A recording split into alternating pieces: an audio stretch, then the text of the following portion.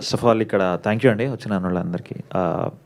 First of all ఇక్కడ chief గెస్ట్గా రాలేదు, ఒక మంచి ఫ్రెండ్ ఆఫ్ మహేష్ అండ్ విద్యాసాగర్గా వచ్చాను నేను. Actually two great actors and especially Mahesh అంటే నాకు చాలా ఇష్టం, ఎందుకంటే his journey was very inspirational.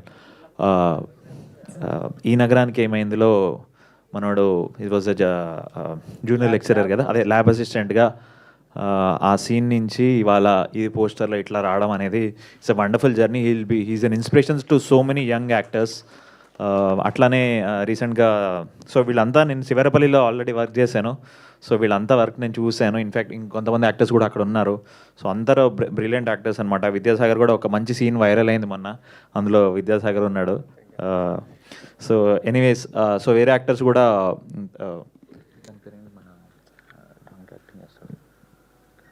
Second ఎపిసోడ్లో ఓకే నెవర్ మైండ్, సారీ అదే తన పేరు మర్చిపోయాను. బట్ చాలా మంచి మంచి యాక్టర్స్ ఉన్నారు. ఇప్పుడు బేసికలీ ఏమైందంటే రూటెడ్ డ్రామాస్కి మంచి డిమాండ్ ఉంది అండ్ అందరూ అప్రిషియేట్ చేస్తున్నారు, ఎందుకంటే చాలా ఆర్గానిక్గా వస్తున్నాయి రూటెడ్ డ్రామాస్. అవన్నీ people are able to relate and appreciate and hence అంటే నా విషయంలోనే నేను చూసుకుంటే సినిమా బండి కానీ శివరపల్లి కానీ ఇవన్నీ రూటెడ్ విలేజ్ డ్రామాస్. అవన్నీ అథెంటిక్గా తీస్తే దాన్ని దే ఆర్ అన్స్టాపబుల్.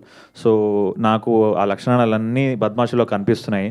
అండ్ టైటిల్తో సహా అంటే చాలా కలోక్యల్గా ఏమ్రా బద్మాష్ అని ఇంట్లో వాడుతూ ఉంటాం, సో అదే దింపేశారు. అండ్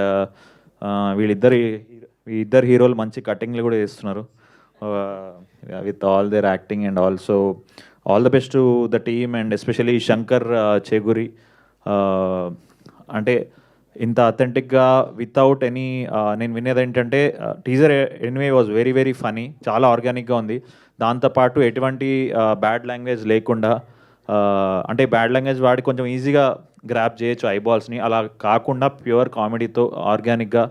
అండ్ హీరోలు కూడా సిక్స్ ప్యాక్ లేకుండా మంచిగా చిన్న చిన్న పొట్టలు వేసుకొని మంచిగా ఆర్గానిక్గా అందరు రిలేట్ అయ్యేటట్టు ఉన్నారు.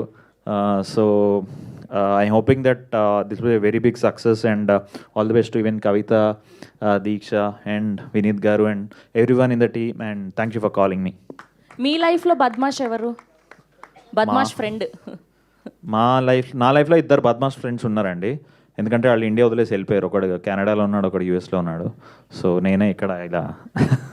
Okay, thank you so much. And ఇప్పుడు రచ్చ రవి గారిని మాట్లాడవలసిందిగా రిక్వెస్ట్ చేస్తాను.